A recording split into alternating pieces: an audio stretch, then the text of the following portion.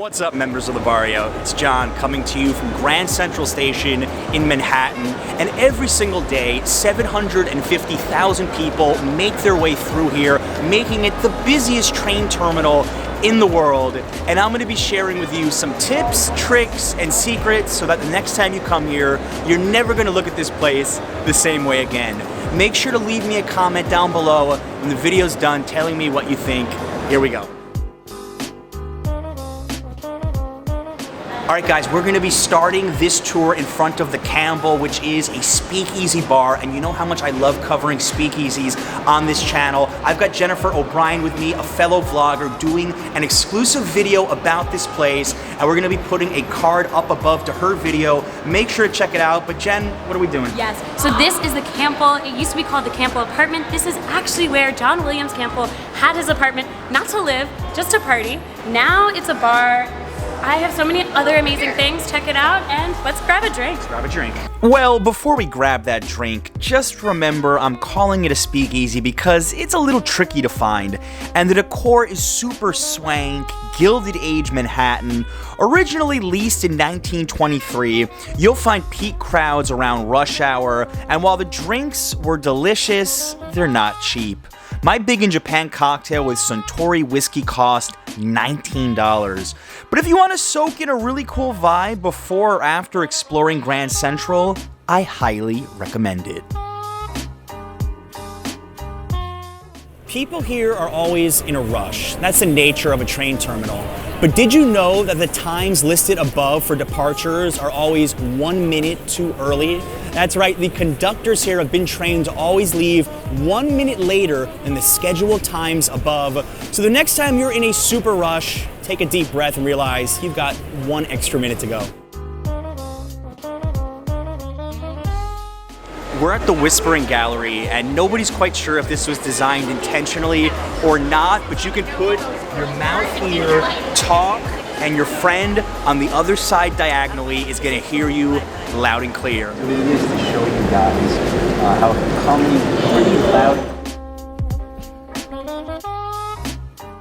We're in Vanderbilt Hall, built in 1913, and this used to be the main waiting room at Grand Central. It was once referred to as the gateway to the nation, as it was the beginning of the Transcontinental Railroad. Today, it's a food court.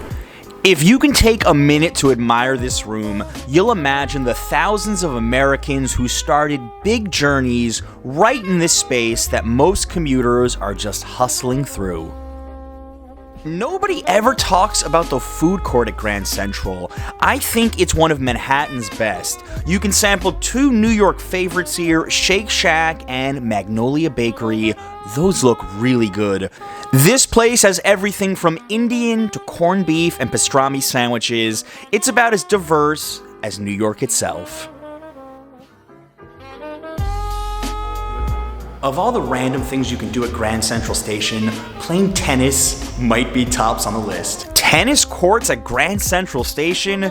You better believe it. Find the Campbell apartment door from the street, go to the elevator, tap floor 4, and you've made it to this super random tennis court. It's gonna cost you $200 an hour or more, but depending on what the novelty is worth to you, give it a try.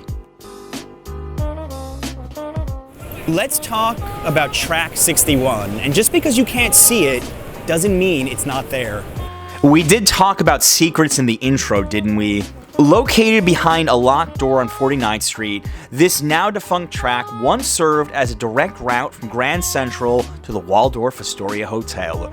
Probably the most famous person to take the train here was President Franklin Delano Roosevelt, whose car would be lifted directly to the Waldorf's elevators to hide his worsening polio condition. Rumor has it that current presidents can still use it as an escape route in an emergency. You can only access it with special permission, and if you can get in, make sure to bring your favorite New York City vlogger with you.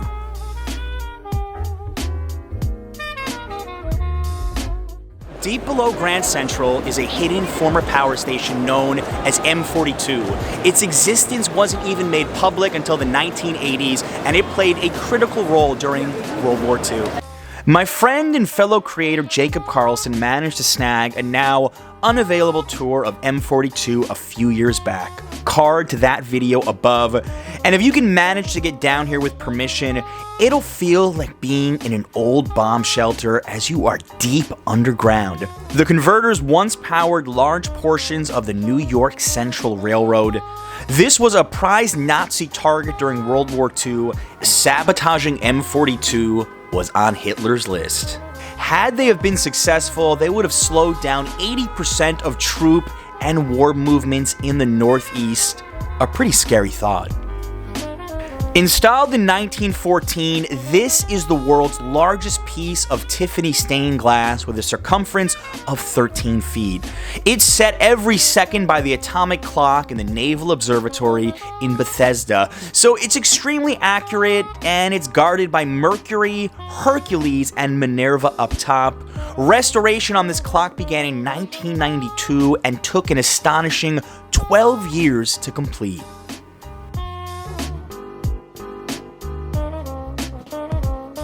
One of my favorite things to do when I'm at Grand Central is to stare up at the ceiling because it's like being inside a planetarium. The Zodiac mural up above is one of New York City's best pieces of public art.